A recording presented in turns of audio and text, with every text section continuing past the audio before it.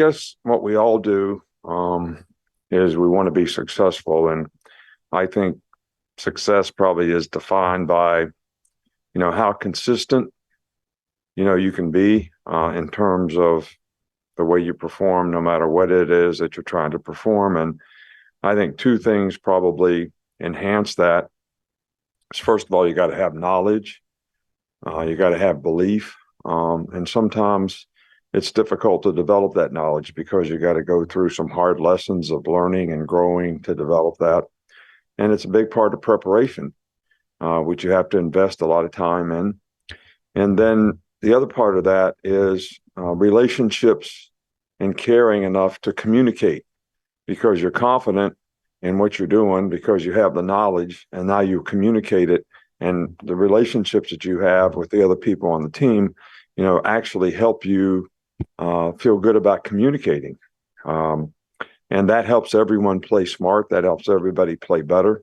And, I guess that's what you continue to strive for, for players, for your team, for individuals, so that we can get the kind of consistency and performance that will help us be successful. And, that's a challenge every week. It's a challenge every day. And, hopefully people are motivated to do that and doing the best they can to make the progress we need to make to try to improve. Start here, Charlie. Hey, Coach. After the game, you said I'm pretty optimistic about Malachi and where he is. Just how has he progressed this week? And the same for, I guess, CJ Dippre. Yeah, he's both guys have practiced, so I think if they continue to progress like they have, they got a good chance to play, but nobody can predict that right now. Kind of with the fourth quarter program that you guys run in the off season, where do you see the benefits of that now during the year when you guys are trying to, string together a full 60 minutes? Yeah, well, I see the benefit of it when we play well in the second half, like we did at Ole Miss, or play well in the second half, like we did at Texas A&M. I don't see the benefit of it when we lose our sort of intensity in the last game and don't play well in the second half and don't beat the other team in the second half. So, but I think, that may be a little more psychological than it is physical. But I do think that 8 games in a row is a grind, psychologically and physically for everybody. And, this is the hump time of the season. You either got the mental toughness to be able to sustain it and get over the hump, or you don't. And, hopefully we got enough guys on our team that have enough mental toughness that they'll be able to do that for another week. And then, bye week gets everybody a little freshened up. Thanks. I've heard you mention in the past, I think most recently about a year ago, that sometimes going up tempo can help an offense find its rhythm. Is that a characteristic that you think this offense has? Well, I think when you go up tempo, you only get a rhythm if the up tempo is helping you have successful plays. But the successful plays still come from execution. What is your footwork? What is your hand placement? How's the back press the hole? What's the quarterback read?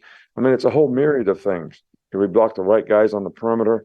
I mean, all these things, make plays successful. So when you have successful plays and you can stack them back to back and you go with tempo, I think that really puts the defense on their heels. But when you go up tempo and the play doesn't work, that doesn't help. So it still all comes back to fundamental execution. When everybody fundamentally executes, then you have a much better chance to have successful plays and have consistency in what you're doing. So if you can go fast and do that, I think, it can put the defense on its heels. But first thing you got to do is execute. Got Tony. If not, we'll wrap up. Anybody else? Cody. We've seen Terrance Ferguson kind of suit up the last couple games, but hasn't got into the game. How's his ankle doing? And he's doing better. He's practicing every week. I think he's getting better every week.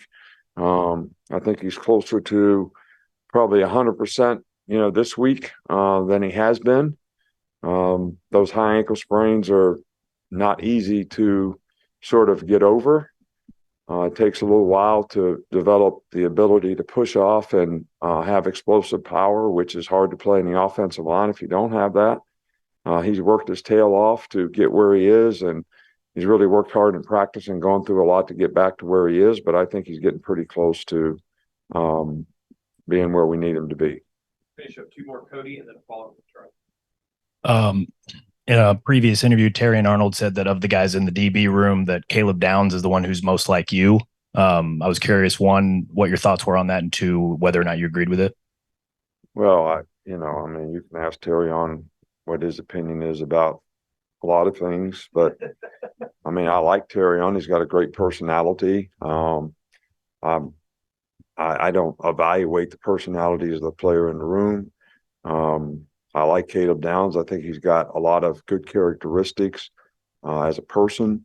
He's got a great competitive attitude about how he goes about things, how he prepares. He's very serious. He pays attention to detail. Really has a lot of pride in performance. I don't know if anybody could say that about me, so I'm not comparing myself to him at all. But I like the intangibles that he plays with and that he has as a person. Finish up with Charlie. Sticking with the DBs, with Kool-Aid, how have you seen him kind of grow and mature and become maybe a leader of that DB room? He's done a good job. I think, he has a lot of confidence in what he's supposed to do. And I think he's starting to see the importance of how influencing other people can actually create value for himself. But that's a little harder to do at corner than it is when you're playing safety or star, because you're in the middle of things and you're making calls. But he's done a good job of that. All right, thank you. All right. Thank you, guys.